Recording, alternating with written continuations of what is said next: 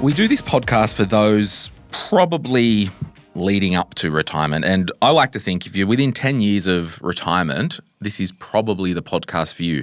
Now, I'll jump in there and say 10 years from retirement, that can be different to a lot of people because retirement doesn't have to be age 67 when you can access Centrelink benefits. It doesn't have to be age 65 when you can access all of your superannuation without any restrictions. It doesn't have to be age 60 when you can start a transition to retirement pension from your super.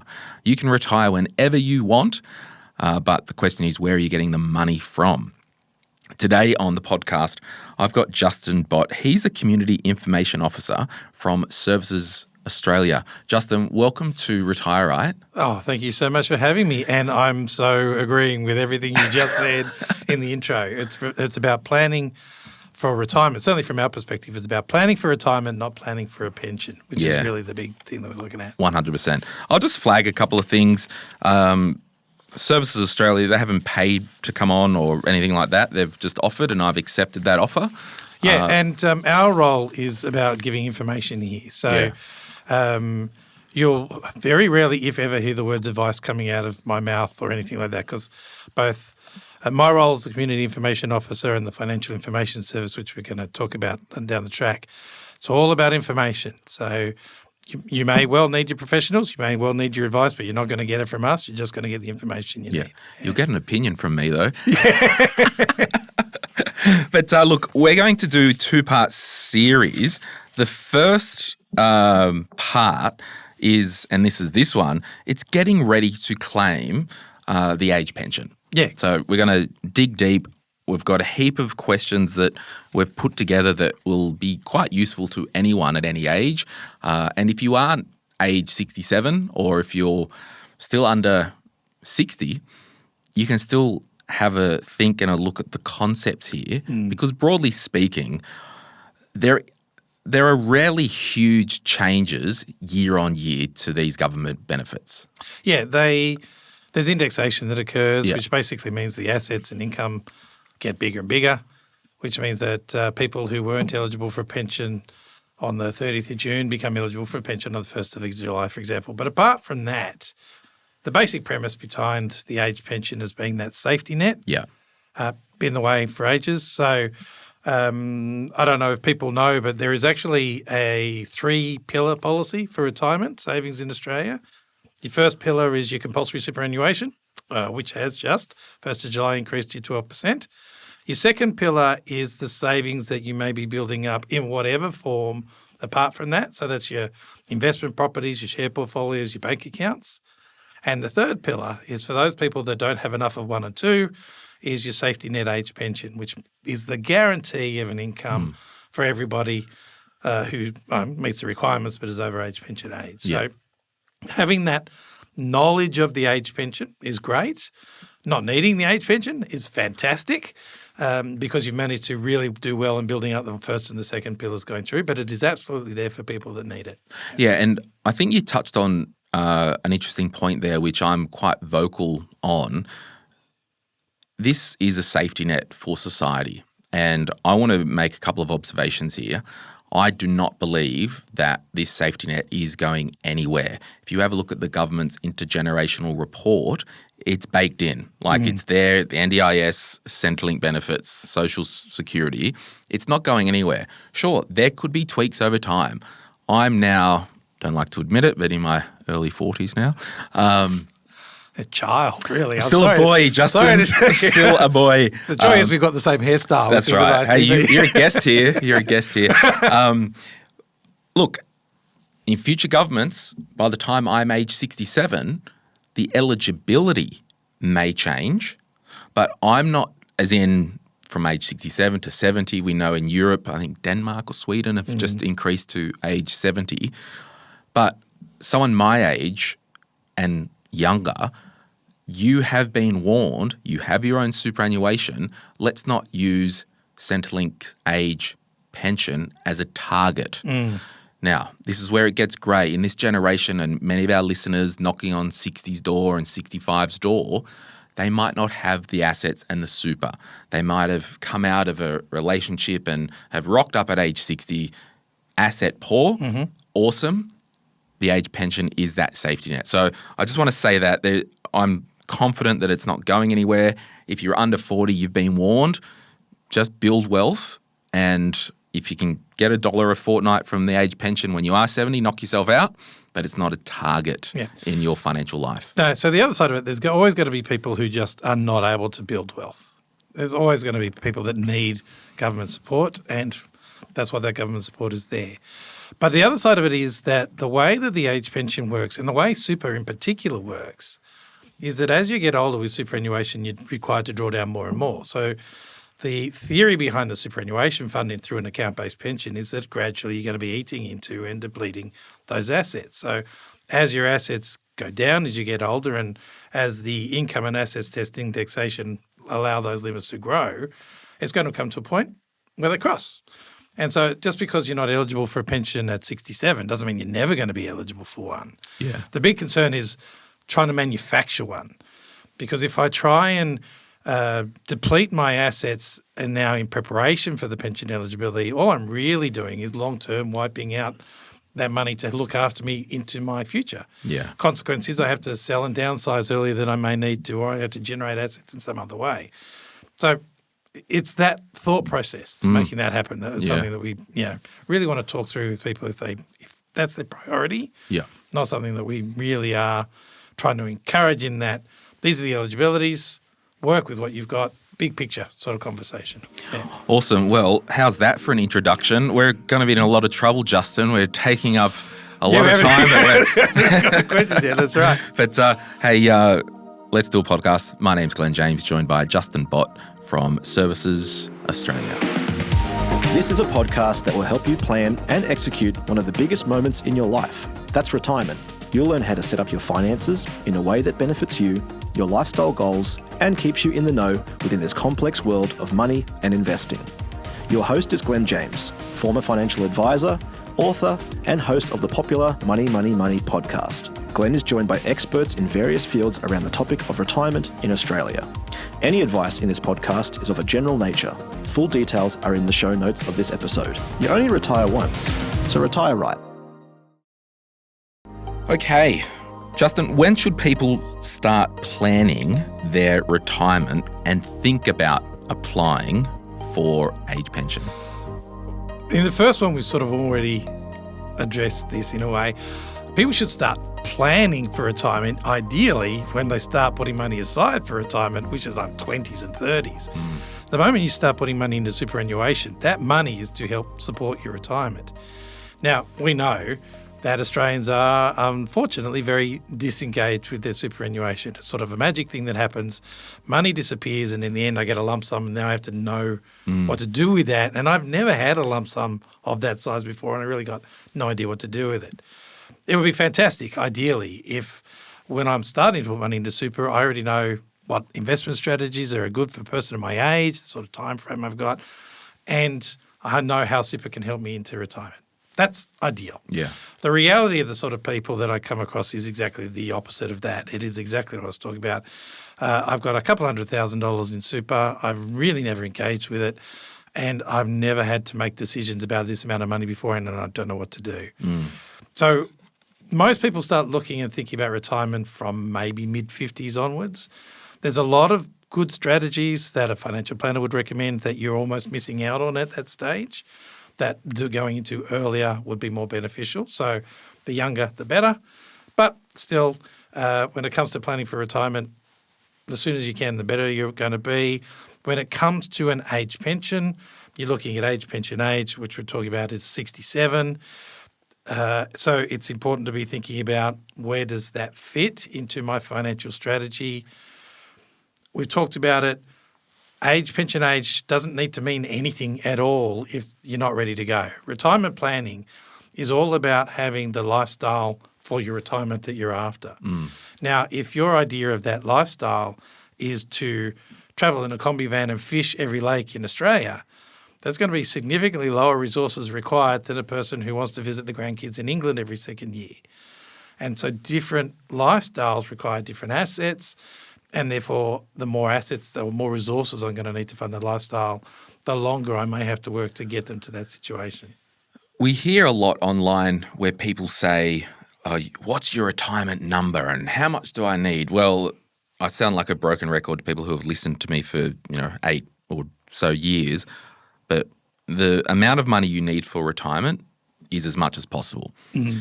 Now, going one step further, I don't think it's necessarily an amount that you need in your superannuation or your bank account. I think you need to work out how much do you need per week, per month, per year to live on, and then start to work backwards. Yeah, absolutely. So you're going, and there are a couple of things you need to be taking into account. When it comes to things like financial planning, you're talking about a significant date. Retirement is a significant date. Mm. Going to aged care is a significant date. And the other one is the ultimate significant date where it's, all over. And it's, do I have the resources to last me from retirement until basically the very end? Because I don't want to be not running out of those assets before that happens. So it's that idea of, have I got the built-up wealth enough to support me during the period of time? And yes, at some point the pension will be there if I need it to help even that out a bit and give me that income. So I might need to be able to ease up on the drawing down of my other assets where possible. But it's still that idea of my time frame and planning for the long term. And unfortunately, we often see people that think the long term in retirement is the next 3 years when we're talking, but realistically it should be 15, 20, even 25 years. And almost another working life in that retirement planning. And how are you going to manage your resources to look after you for that period of time? Yeah, and I think, I'm just having a bit of a think here. You might be totally done and cooked with working at age 64 or 60 or 65. The good news is if you do have some superannuation, it's a really good time to seek advice because you can start to draw off your own money, and then when you're age 67, Centrelink can enter the chat and help. It's not that you're not – this is the other thing. It's not that you're not eligible for something beforehand. It's just that you won't be eligible for an age pension. Yes, okay. So talk to us about – and maybe we might get into this. I'm just having a look at my questions. Let's come back to that with other eligibility. But if we just move to, some 101 financial preparation, what are some, things that people must know about Services Australia if they want to engage and start to plan on a tactical level? My number one tip is the Financial Information Service. So Services Australia provides a free financial education service called the Financial Information Service. Now, all cards on the table, I'm a massive fan because I was a Financial Information Service officer for over 15 years. So I know how they help people and I know what they can do. And the idea of the Financial Information Service is to give our customers the building blocks to then understand what their options are. So coming to retirement, there are a whole lot of different words and different products, and there's forms that I have to fill in, and I'm paying fees to people that are doing things that I don't entirely understand. And the Financial Information Service is just a free service that can help interpret all that for you. To why am I going to a financial planner? What can I expect from a financial planner? How can I use their services to take the best advantage of the resources that I've got? Okay, so the FIS officer, you've got your stripes. I can see 4 stripes on your shoulder either side. Captain Justin. I want to talk about this a little bit more because people in our Facebook group, someone will put a question up and I need to do this. Someone will say, go to a FIS officer. It's free. You'll get all the advice. And I politely like to chime in and say, absolutely go. And I want you to 100% correct me if I'm wrong here. For sure. But from what I understand, the financial information officer will have a look at your current situation, just the facts. You've got a house, you've got some super. Yep. Here are what some options might look like. A financial information officer, is that it? Service officer. The FIS. Yep. They can't say, look, based on this situation, if you moved 200 grand out of your super and put it into your spouse's super, we'll be able to optimize, because that's advice. Do you say that stuff? We don't. We would never give advice. Yeah. That's the fundamental basis. The Financial Information Service is information only. But we can also explain very clearly, because these are the rules, Yes. this is when super is exempt and this is when it counts. Yes. If somebody said, well, if I put that money into my partner's superannuation, what would that mean for my pension eligibility? I can do that. Yep. I've had that conversation in the past with Yep. people. But I'll also tell you the downsides of that conversation. Yes.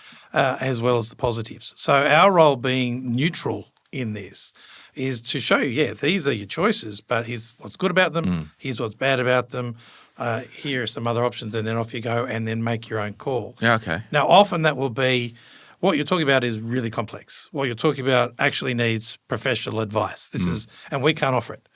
So you need to talk to a professional, because what you're talking about is not something that you should just be taking off a couple of comments online and saying, right, that's the basis of my strategy. Yeah.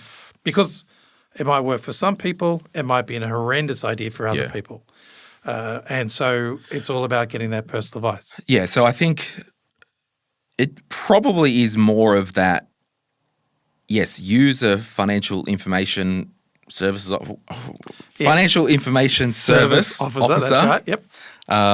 The FIS officer, absolutely, but don't think that it's a substitute for formal financial advice No, and strategy. And we will absolutely not do that. So the number of times... Because you guys won't be like, and I think it's that you don't know what you don't know type of thing, where, for example, you can factually say, yes, these are the rules. If the younger spouse had more super than you at age 67 and your spouse is 60, that would increase your benefit. But you're not going into the weeds saying, well, if we're taking money out and recontributing it, the internal tax... we point that out. You do? Yeah, absolutely. So... the advantages would be, yes, your pension period. The disadvantage is lost access to capital. You're going to be paying tax on the interest that it's earning. If you put $300,000, if that was an income No, stream. I mean in terms of you wouldn't, or correct me if I'm wrong, this is a learning for everyone. Would you give information on like a recontribution strategy and estate planning? So if you move money out, make sure it goes in as a non-concessional contribution. Oh, yeah, we'd explain all that. Yeah. Yeah, we can explain all those sorts of things. Yeah. But as I said, we'd also be saying, but these are the downsides of them, and Right. this is the consequences of the decisions, and this is what your life would be otherwise. So I had a gentleman who came in, and he wasn't eligible for a pension, but if he put $300,000 into his partner's super fund, he would become eligible for a pension. Yes. But that would be about minimal pension, about $30 a fortnight in a pension concession card. And I just pointed out to him, which all within his rights, and he would Yes. get a pension, that he would then miss out on about $15,000 worth of tax-free income. He lost access to $300,000 worth of capital because his partner's still working, and he's now paying tax on that superannuation where he wouldn't if it was in an income stream. I said, so losing access to $300,000 worth of capital and $15,000 worth of income against about $700 a year worth of pension and a pensioner concession card, is that, in your opinion, a legitimate way to use your money? And he went, why would I miss out on 15 grand for $700? End of story. So it's not about telling them one or the other. It's about giving the full principle. But then also reminding them, but financial strategies, financial planners, that's where the advice comes from. We're not doing that. It's about implications. So our normal customer would be somebody that's not even thinking about super. They'd be coming in and saying, what pension am I going to get? And I go, well, I noticed that when we're having this pension conversation that you've got $350,000 in the superannuation fund. Where are you at with that? How far have you gone in the conversations? Well, this is what your financial planner will potentially do. This is what an account-based pension is. This is how they work. If you combine your age pension plus the income from the account-based pension, this is the sort of income that you might potentially be living off in retirement. This account-based pension minimums grow as you get older. All those levels of details for education so that the customer then not only looks at what their pension rate might be, but what their cash in hand position could be, their long-term drawdown on their assets might be, and where the different investment exposures that they might choose to put the superannuation in can have an impact on how long that money lasts. And do you educate on investment allocation in terms of growth and conservative? The implications of the different ones? Absolutely. Yeah. So We do that one-on-one through make an appointment and it's a phone conversation, but we also have a series of webinars on our website. Yeah. So if you go to servicesaustralia.gov.au and just search webinars, you'll see the financial information has a lot of free webinars that are there. You can register for the next ones that are coming up, but you can also look at the library. That's going to talk about things like, yes, pension eligibility, but it's also super for women. If I've been made redundant, where am I at? It's about building wealth as a younger person, but it's also about retirement income streams, not just your account-based pensions, but also annuities and transition to retirement income streams. And they can talk the whole gambit on there. So a lot of good information on the website. Yeah, and I think this is great, and it would be very useful for so many people. If someone had an investment property, would you, as a FIS officer, say, well, if that was sold and you put money into this super account, it would optimise the pension? Do you go that far? Words like optimise are generally not words that we would use because we're concerned that that's trying to potentially sneakily give advice in some way. So we would talk about an investment property, and we talk about the income and the growth and the implications of investment property, and then we talk about other investment decisions, again for your retirement planning and where that may or may not fit in. So that from investment property, the difficulty of accessing capital versus a superannuation fund that gives access to capital, all those sorts of parts of the conversation. So yes, we would potentially, certainly if a person was asking the questions, we would absolutely be giving the information on that. Yeah. And as a consequence, doesn't mean anything for the pension. So it is this idea of financial education. That is the purpose. And it's also important to say that you do not have to be a Centrelink customer to take advantage of the financial information service. And ultimately our hope is... Do you have to be a certain age? Nope. No, I love it when a 25-year-old, I've had a couple of 25-year-olds come and say, look, I'm thinking of a share portfolio. I just want to start. What's good or bad about it? Now, the good thing about the financial information service is because it's free and it's not advice, somebody who doesn't have enough resources to be able to take advantage of financial professionals can still get enough information to then understand the online services that are out there and potentially access those and use those more effectively before they get to a position where a financial planner can actually step in and give that extra level of advice. So just on the process of this, because I think it's really important and it's going to be useful for so many people, because I didn't know the detail that you would go into.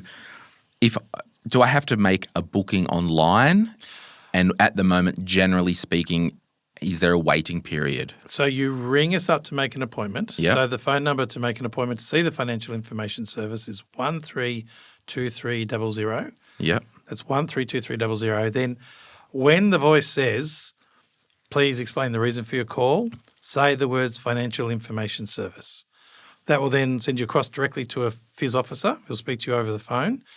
If it's a quick question, they may be able to just give you an answer over the phone and deal with it really, really quickly. If we want to have the whole conversation, then they'll make an appointment for you either in your local service centre, if there's one available there, or a online conversation so you can do one through video conferencing and have a chat with the FIS officer then. And what if it was, I want to talk in a bit more detail, I'm 60 and we're looking at planning, and they said, okay, we'll have to make an appointment for either a face-to-face in the local area or online.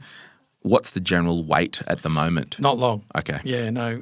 Certainly if you're going to be online, because it could be anybody anywhere across the country can do it with you. So it might be that there might be a bit of a demand in your local office, but that doesn't matter because somebody in Perth can have the conversation with And then if I call and I speak to a FIS officer and her name's Justine and I spend an hour with Justine, will everything be resolved in the hour, or can she be like, all right, I need to go and crunch numbers and get back to you? Is the information provided in writing back to the person? We have a record of interview that we will then be able to give a person that might have a couple of examples of scenarios. The goal would be to try and give that back to the person while they're there, depending on how complex the structure they have. I'm a Northern Beaches of Sydney boy, so every third person's got a couple of trusts and companies. And the more complex the structure, the more complex the conversation's going to be. But in saying that, we do try and give that result back. The other side of the story is that it's not a one-time use only service. So Okay, so if I get the record of information and I want to go, a month later, can I call and speak to Justine? Yep. And I'll have that continuity of person? Yeah, but we don't case manage. Right, okay. So, yes, a couple of times is fine. And if I see you in 3 years' time because you've now looking at selling the investment property and you want to talk about what to do with the cash and you want to talk about the implications, then that's fine. But I can't call Justin on a monthly basis to tell, well, what's happening now, That's not what we do. Right. But it is available. It's not just a one-off. That's it. You've had it, tick your box. You can never use the service again. It doesn't work that way. Yeah. Yeah. Yeah, I mean, I think it's a great service and, our tax dollars are paying for this, so why wouldn't you optimize that? But I would probably, and, I talk about my parents on this podcast quite a bit and they've just ticked over 70 and recently retired. I think the biggest thing is, and, flag on the hill, I'm an advocate for financial advice. I was a financial advisor. Information is readily available on this podcast, a FIS officer, Centrelink website, insert seminar here from a super fund. We can get given all the information or, here's your chessboard, here's the instructions, how to play it. But I think the value is the confidence in actually moving the chess pieces to make sure you're doing it in the right order. There's so many people in the Facebook group that will write something, and we had someone the other day say, I put a downsizer contribution into super, and it was from an investment property. Oops. And you can't unscramble that egg. No. So 100%, I would say ring Centrelink, 132300. That's the one. Is there a web form? No, unfortunately, it's still the phone number. But when you Do we call it Centrelink or Services Australia? Well, Services Australia actually looks after Centrelink, Medicare and child support. Right. So Centrelink as a program absolutely exists. So they are, it's Centrelink's age pension. Yes. Administered by Services Australia. So either way is fine. Yeah. Yep. Cool. So look, 100%. What I'm actually going to do now, because on our Retire Right website, if someone does want help to see a financial advisor and, there might be significant wealth and whatnot, 100% go to an advisor. You've got a bespoke situation. You've got the money, get it sorted.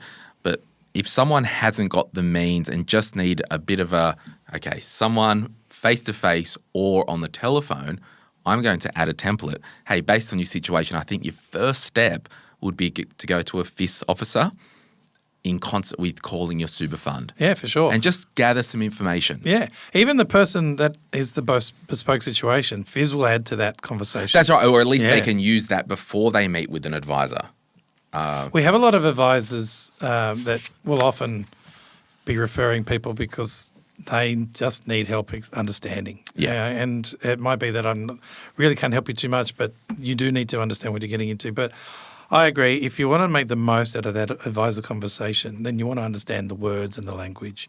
And FIS can help explain what they're saying, why they're saying it, and what's the goal behind it. So, we think it's, as I said, can't sell it enough. As you can tell, we've been talking about it. Yeah. I can't sell it enough. I'm just like, use it. Yeah. It's there. Use it. Hey, we'll take a break and we'll be back right after this. If you're after personal financial advice, don't get it from a podcast. If you would like help based on your own personal situation, head over to retireright.com.au, click Get Help, and we'd be happy to introduce you to one of our trusted professionals. Our panel of vetted financial advisors and mortgage brokers work with people all over Australia, so they can connect with you wherever you are. That's retireright.com.au and click Get Help. Okay, we're back. Hey, if you want to join our Facebook group, when you join, there is so much spam. Like if we have 10 people wanting to join, I reckon maybe 6 would be spam accounts. So we have to really filter. Just put, when it asks, where did you hear about this group? Say, I heard Glen and Justin on the podcast, or put the episode number, or use, Glen A. James, A my middle initial. Make it very bespoke so we know that you're a real fish coming into the boat. Justin, we've covered a lot of ground in this wonderful conversation. I am fascinated, and I would love to ask more about FIS because I'm blown away at the level of detail that can be given as information. So everyone, use it. It's there. It's free. It's information only. I love saying it's free. It's one of my favourite things. Oh, Yeah. did I mention that it was free? Yes, it's free. It's great. It's taxpayer subsidised, Justin. You are here to merely serve us as a public servant. Okay, seriously, planning age pension. Yep. A lot of us are aging more with mortgages still. So if someone knocks on the Centrelink door at age 67, they've got the house, Yep. they've got debt. Talk to us about debt. Also, let's talk in this debt category about personal loans, car loans. Take it wherever you want. Okay, And so- you're a good guest because I don't have to do much talking. So No, you be comfortable. I'll be here for a while. Awesome. Okay, so first thing, let's talk about the family home. So for most people, the family home is an exempt asset when it comes to any payment eligibility with Services Australia. Now that, $1.2 million property or a $700,000 property, it's an exempt asset for most people. Mortgages on the family home, because the family home doesn't count, mortgages on the family home don't have any implications either. So from that perspective, if you rocked up with a $1.2 million property with a $600,000 mortgage, it's irrelevant. We don't pay any attention to it. Where it makes a difference, and this is a very common strategy that people use, is that I have a $200,000 mortgage and I have $200,000 sitting in a mortgage offset account. Now, from a bank's perspective, they're neutralising each other out. It's not an issue. From a Services Australia perspective, that $200,000 mortgage offset account is a bank account. Therefore, it's what we would call a deemed financial asset, and we're going to count it for a pension eligibility. To give an example, had a gentleman rocked up. Are you giving information to say the day before you apply for Centrelink, maybe close the offset account and commit the money to the mortgage forever, amen? Well, not necessarily the second part, but I did have a gentleman where he sat down with me and I pointed out, because this is what the rules are, that he wasn't eligible for a pension because he had $400,000 in a mortgage offset account. He came back 2 days later and reapplied for the pension and could be granted because he put the money back onto the family home. The mortgage offset account disappeared. It went into the family home. Now, you've then got issues of why did I have the mortgage offset account in the first place? Was it because I wanted to have access to capital? And then you want to have potentially conversations with your professionals about, do I want to shut the mortgage down completely? Do I want to keep it open to be able to draw down on in the future? Without having to start a new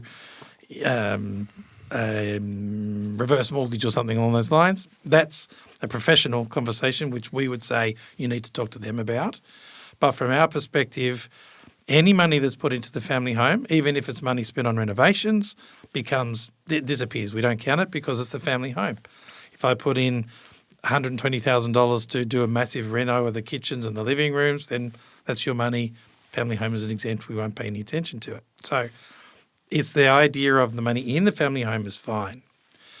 When it comes to other investments, though, that's a different story. So if I have an investment property or a holiday home, so they're assessable assets, so they are going to be counting in what we're looking at for your pension. From a Services Australia's perspective, we can reduce the value of those assets by any loans secured against that asset. Okay, so we net off the debt effectively. We do. But it's got to be the security for the loan. So if I had a $700,000 holiday home with a $300,000 mortgage secured against the holiday home exclusively, then the asset is the $400,000 difference. Now, often banks don't like that so much, and so they want the family home involved in the conversation. So the mortgage may be secured between the two, shared between the two properties. We will then apportion the mortgage depending on the value of the family home in comparison to the value of the investment property, and then we'll proportion the mortgage in the same way. So it may be that of the $300,000 mortgage, $100,000 of it is attributed against the investment property, $200,000 is attributed against the family home. So we don't count the $200,000. If the family home is the only security, then all of the investment property is going to count. So the whole asset will be the same. Now, that's the same for things like margin loans on shares. We can do that as well. We can also do it on loans against cars. But any unsecured loans, we can't offset those against anything. But in saying that, if I have, I'll choose our famous... Oh, okay, so I'll pull you up there. Yeah. An unsecured loan, for example, you purchased a car worth $20,000 and you did that with a personal loan or credit card. Yep. We can't remove that value of the $20,000 car. Correct, because there's no document that says that the car, if something happens, I can sell the car to pay off the loan. Yeah. However, if I had a car loan secured against the car, I can net off the loan amount. Okay, cool. Yes. So $50,000 car with a $40,000 loan, my car value is $10,000 for Centrelink. Correct. Okay. Yeah, awesome. that'd be right. So the unsecured loan, the one I was going to mention is your classic one, is the one that you already brought up, is your credit card debt. So if I've got $100,000 in the bank account, I've got a $20,000 credit card debt. If I use $20,000 to pay off that credit card debt, that's a legitimate loan. That's a legitimate expense. That money's gone. We'll count the money that you've got left over after you've paid it. So any properly documented loans, and that's often where people fall apart because families do strange things amongst families. But any properly documented You've talked to a lot of people, haven't you? Many people coming out with many arrangements. When you've got a properly documented loan, any money you use to pay that off, we'll acknowledge that money's gone. There's no issues from that. So we'll just look at what's left over after it's been paid. Okay. Can I ask a couple of tricky questions? Go for it. And everyone, just a shout out, Justin is here today with Christy from Services Australia. So thanks for coming up, Christy, and thanks to Laura in the team as well for organising this. Christy, I think we might try and trick Justin here to see if we can try and trick him. If, for example, and I would never put any gotcha stuff on the podcast, anyone, so if whatever you hear, it's all good.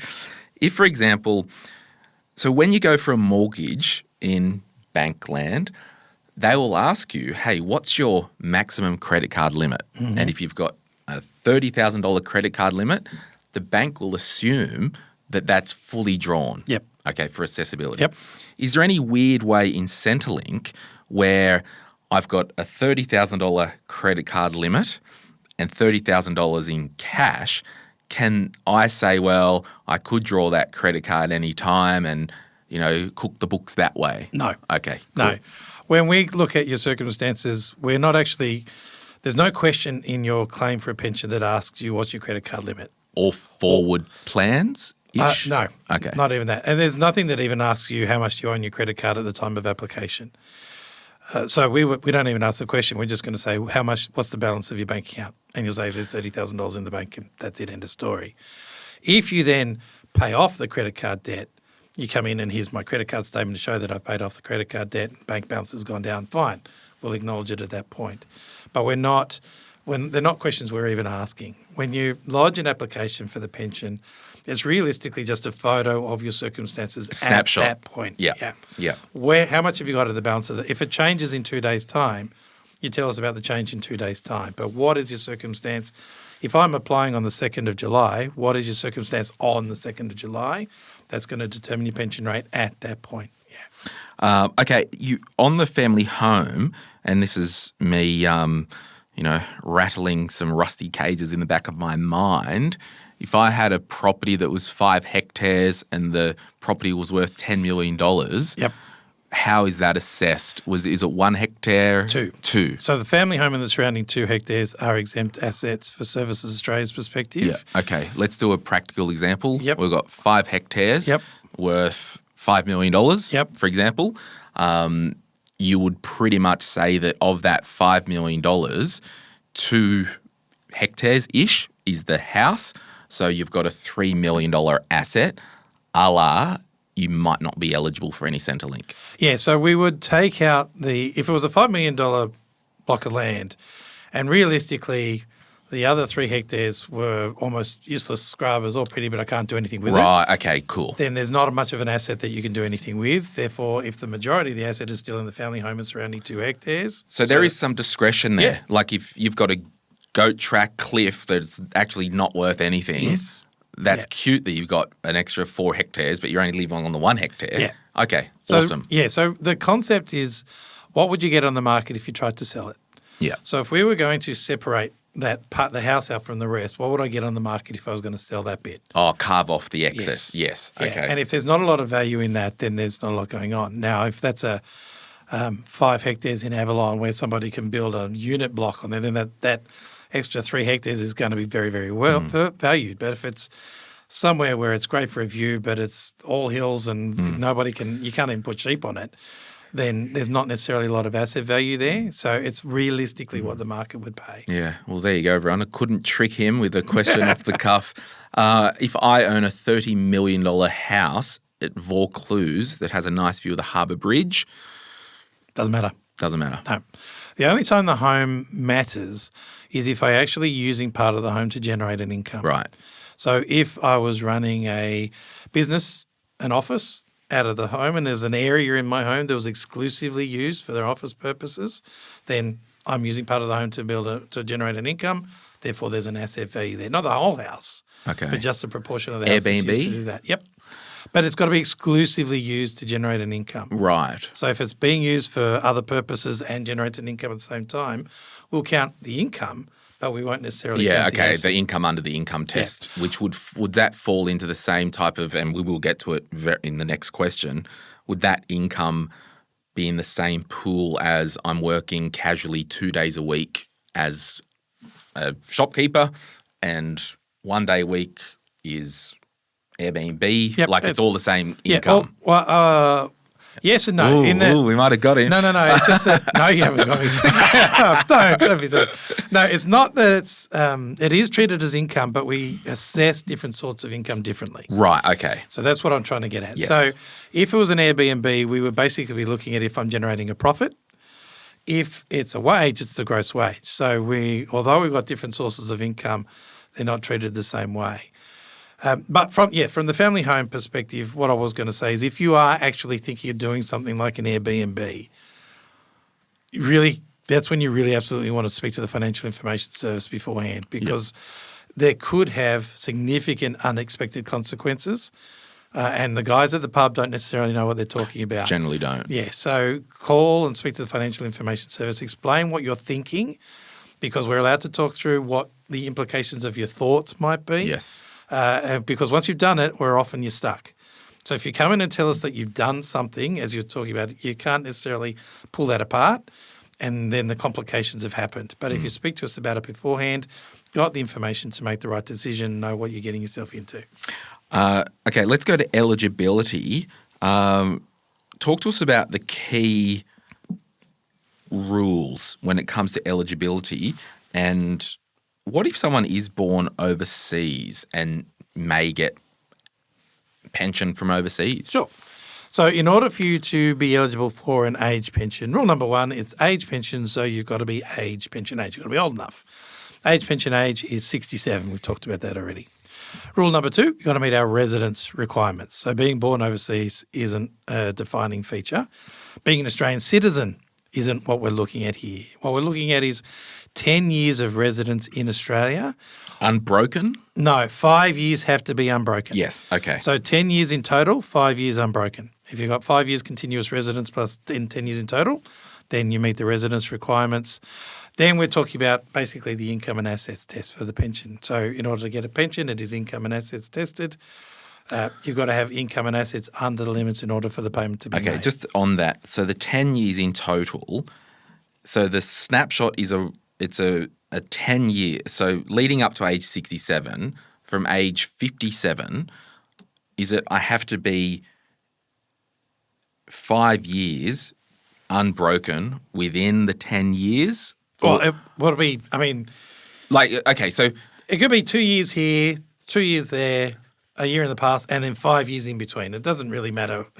It could be spread over 15 years or 20 years, as long as there's that residency is 10 years in total with 5 years unbroken. Okay, cool. So I could literally be born in Australia, I'm a citizen, I'm a resident, at age 10, move to Prague, at age 62, come back to Australia, and then have my 5 years unbroken from 62 to 67. Yep.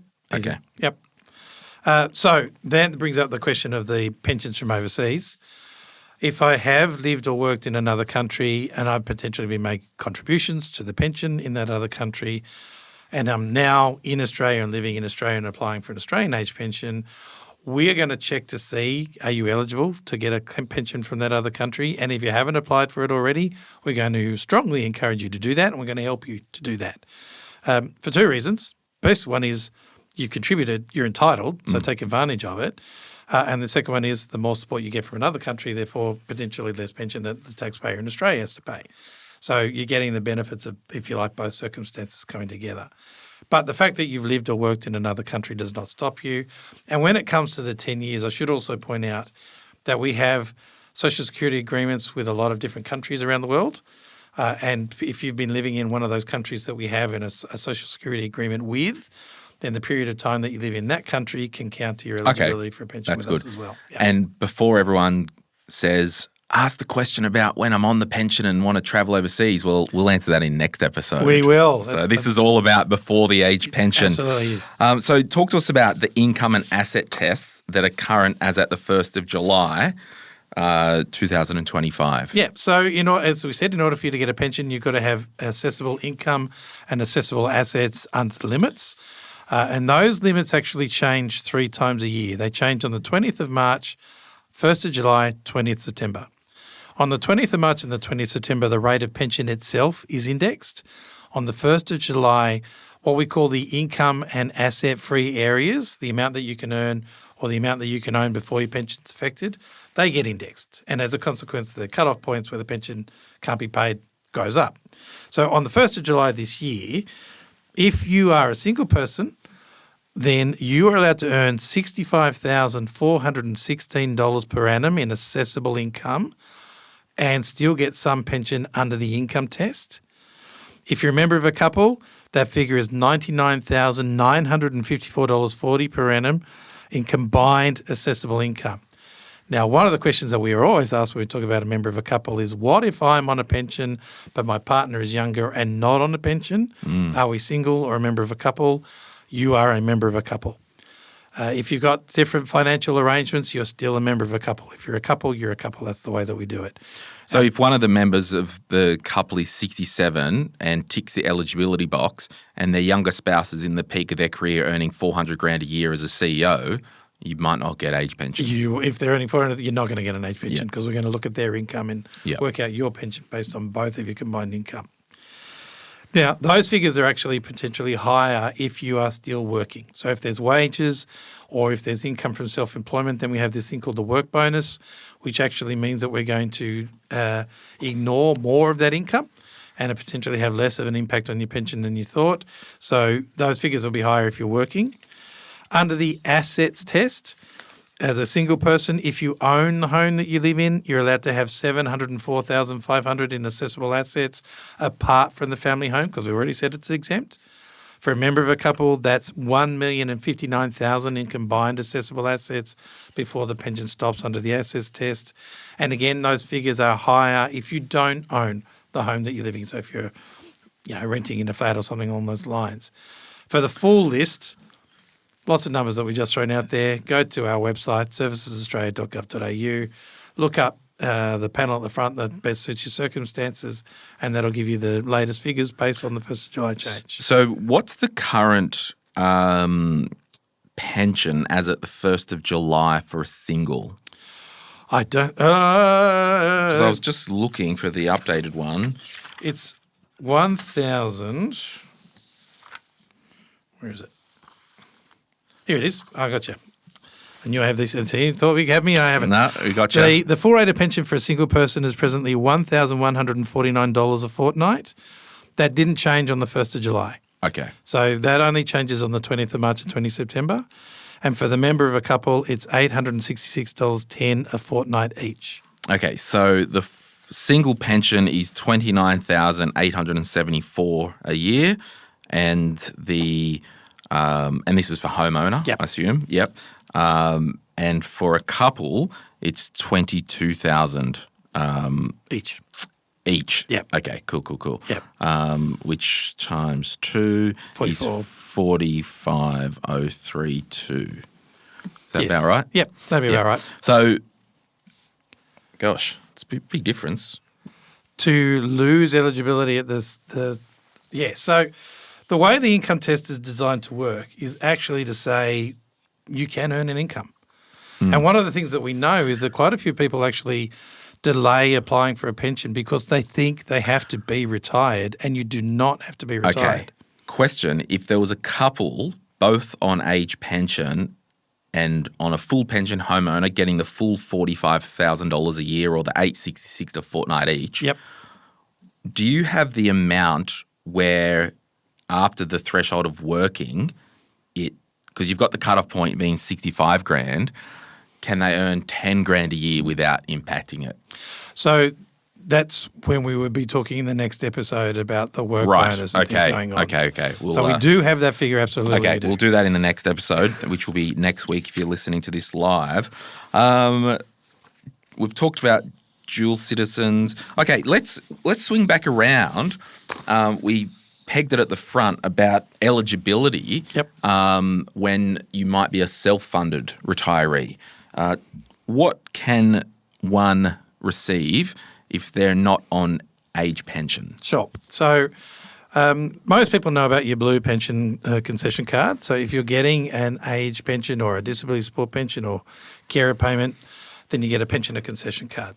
But you have to get a pension to get one of those. If you're a self-funded retiree, you won't get one because you're not getting a pension.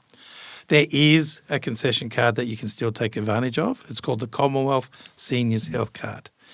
Now, the big thing about the Commonwealth Seniors Health Card is that it's not assets tested. Right. So it may be that I'm not eligible for pension because my assets are too high, but I may be eligible for the Commonwealth Seniors Health Card because there's no assets test, and actually the income test on it is higher than the pension income test. What would that be-ish? It will be. So in order for you to be eligible for Commonwealth Seniors Health Card, you've got to be, again, age pension age. So it's for older Australians, so you've got to be 67 years or older. You've got to meet the residence requirements, which aren't the same as the pension. So check the website for those. But the income test for the Commonwealth Seniors Health Card, if I am a single person, it's $99,025 per annum in assessable income. For a member of a couple, that figure is $158,440 combined in assessable income. So significantly bigger than the pension. And the income test for the Commonwealth Seniors Health Card is actually relatively simple in comparison. It's your adjusted taxable income plus the deemed interest from your account-based pensions. Right, and we'll do deeming in the next episode. Yes, so it's just a fixed rate of income that we use. That we add that for the Commonwealth Seniors Health Card, and we talk about it in the next episode. So basically what that means is what do you basically you get the medicines for cheaper, any prescriptions? Yes. So it gives you pretty much the same medical benefits as your pensioner concession card does. The difference is often not in that, it's what the states actually provide. Yeah. So a lot of the benefits of your pensioner concession card and your council rates, your water rates, your car registration, your driver's licenses are all state or territory supports rather than federal government supports. And the state just outsourced the criteria to that card, basically. Yes. Yeah. So they may, and states are different. Different states have different benefits. They provide different rates. So there may also be other supports available through the Commonwealth Seniors Health Card. What I recommend is that you have a look at what your state or territory government offers on their website to find out how it can work for you. Yeah. Okay. What or how, I lost my little question page here. With applying, how can I apply and when should I apply? Sure. For the age pension. Well, and also for the Commonwealth Seniors Health Card. Yeah. Basically, you can do that as well. So for the age pension in particular, the two tips for the age pension is, number one, you can lodge an application up to 13 weeks before you become eligible. Yeah. Now, that could be 13 weeks before you turn 67, or it could be 13 weeks before you retire. If you knew you were going to retire on the 1st of July. At age 70. At age 70. Yep. You've got the evidence from your employer that this is all setting. This is not just I thought I'll do it, but I've officially put all the paperwork in. Then you can actually apply for the pension up to 13 weeks before that date as well. So tip number one, apply early. Now, at the risk of being cheeky and being cancelled by the government and debanked and all that myself, Is that because of the processing time more than anything? It's going to make it much easier for everybody as well, because there's a lot of documentation that you need to provide. There may be extra questions that need to be asked. We might need to write to third parties. All of that is happening in the background while you're waiting for that 13-week window to pass. Now, if you lodged you had nothing better to do on your birthday and you lodged on your 67th birthday and it took us 3 months to grant, we'll still backdate it to your 67th birthday. Is there a sunset clause on backdating? Like if I was turned 67, whoops, I've been in a coma for a year, oh crap, it's been a year, will you backdate it to then? The application for the pension will only go from the date the pension is lodged. So your eligibility only starts when an application for the pension is lodged. And that's a big thing. Which is why we're saying to customers, certainly if you're working, don't assume you don't have a pension eligibility just because you're working. Yeah. Check it out beforehand, because that's money you're missing out on if you have that eligibility. Yeah. A question, and I think it was, I've just been out of the game so long. You can go and get a profile set up on Services Australia. Does that before you apply, or? Well, yeah, you can register your MyGov account with your Centrelink record. Right. And that's the other tip, is actually how to apply. Yes. And this is for the Commonwealth Seniors Health Card as well. The best way to apply is online. So it's your MyGov account linked to your Centrelink record. And the reason that we suggest that, there's a couple of big benefits. Number one is you're able to track your claim, so you can see where it's going. And it's accurate data matching, right? Well, that's going to happen eventually when Right. the proper information is put in. So we need you still to provide information. We're expecting you to give us the stuff we need for the application. But the thing about the application for the age pension is that it covers almost every circumstance that a human being could potentially come up with, which 90% of them may have nothing to do with you. And if I do an age pension paper form, I've actually got to go through all those responses and say, no, no, no, no, no.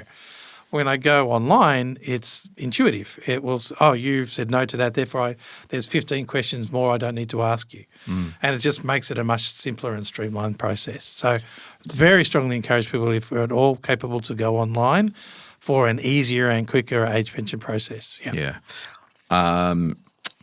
Just with the house, what's the time, and I think it increased or changed, if I sell my house, it's in cash because I'm waiting for a new house to be built, what's the year that it isn't deemed as an asset? Yeah, so the money, we have stepped aside for this one. So the money that you receive from the sale of your home that you plan on using to purchase your new property or build your new property, so not all of it, but the money that you plan on using for the new property is an exempt asset. It was 12 months, you're quite right. It is now 2 years. Yes. So it's an exempt asset for 2 years. So we don't count it under the assets test for 2 years, which can be extended to 3, depending on if something happened. Like I'm in Queensland and I was 3/4 of the way building it, and then a hurricane came along and knocked it all down. What if the developer delayed the project? Yep, then it can be. And the reason I asked this, I had a client who was caught out, and they called me like, our pension just moved to $12 a fortnight. And I'm like, remember how I said don't do that thing with an off the plan on the Gold Coast? Yeah, weird how I say these things, but and it was just literally I calculated it. I'm like, well, until that house is built, if it takes another 18 months, you've just had a $30,000 whoopsie. Yeah, because all of that money is now counted. But I think that was before that it changed to 2 years and then an additional one. It used to be 1 year with an additional year, so it could be extended to 2. So there is some grace there. Now it can be extended to 3. Yeah, so if circumstances outside of your control mean that it's been delayed, then yes. But if the developer is taking multiple years because they're waiting for all the units to be sold before they start building, then there's not a lot we can do. Right. Once you hit the 3 years, that's 3 years grace. Yeah. So the money's exempt from the assets test. It is a deemed asset, which we're going to talk about deeming as well, but it's only deemed at the lowest of the 2 rates, which at the moment is 0.25%. Yeah. So minimal income coming from it and no asset for 2 years up to 3, depending on when you do. Yeah, awesome. In finishing, any final comments, tips or things that have popped into your mind that we haven't discussed about getting ready to claim? If we get a lot of people saying older Australians don't like doing things online. And And yes, I acknowledge that, but I think older Australians are actually more capable than we often give them credit for, but it might be that you're nervous. So if you have a smartphone, if you've got a tablet, if you've got a laptop, and you haven't wanted to play online because you're just not comfortable going into that environment, then Services Australia can actually help. So whether it's be to help you with an age pension claim or in of your interactions, because we have about 10 million interactions with customers every week. 9 million of those are online. And that's just going to mean your world is easy. If you can get into the online world, then it will be easier for you. In stormy days like the one we're having outside at the moment, you don't have to rock up to a Centrelink office because you can, I should say Services Australia office, because you can do it from your phone at home.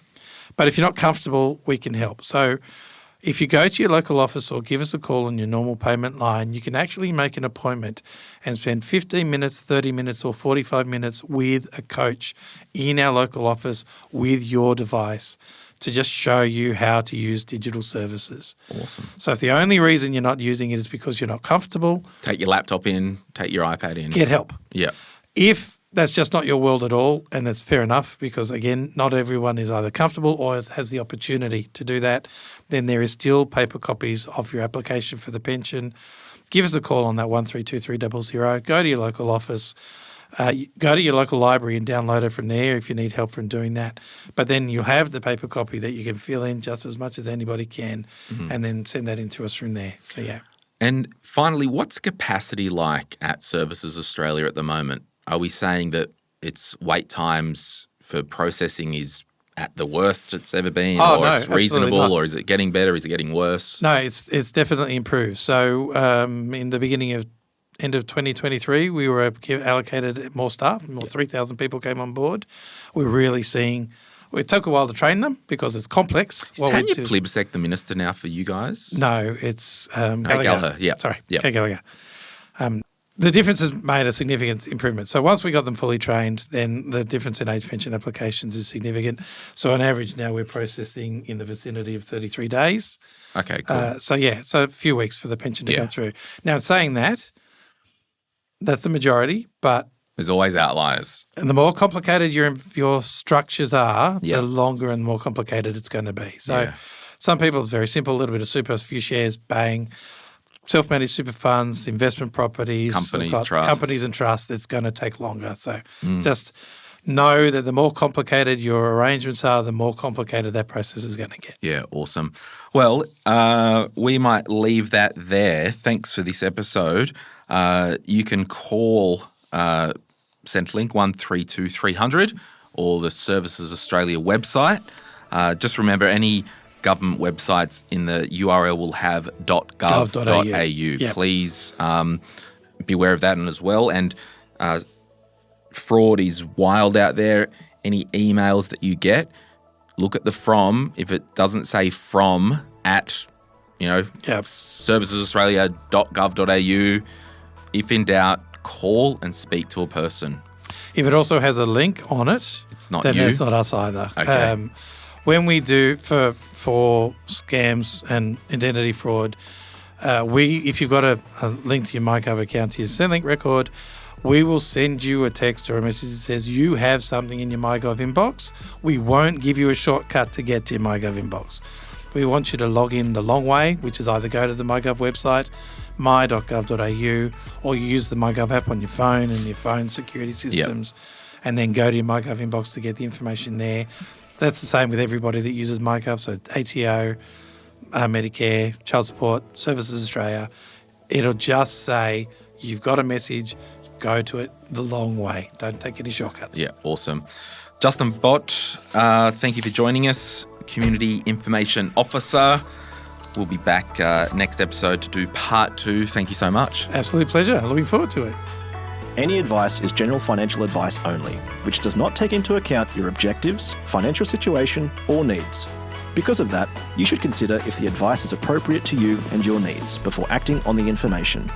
If you do choose to buy a financial product, read the Product Disclosure Statement, PDS, and Target Market Determination, TMD, and obtain appropriate financial advice tailored to your needs. Simo Interactive Pty Ltd and Glen James are authorised representatives of Money Sherpa Pty Ltd, which holds Financial Services Licence 451289. Martin McGrath, Financial Edge Group, and its employed financial advisors are authorised representatives of Synchron Advice AFSL 243313. Opinions or comments from any guest on the podcast are theirs, and not those of the hosts, the publisher, or their respective licence holders.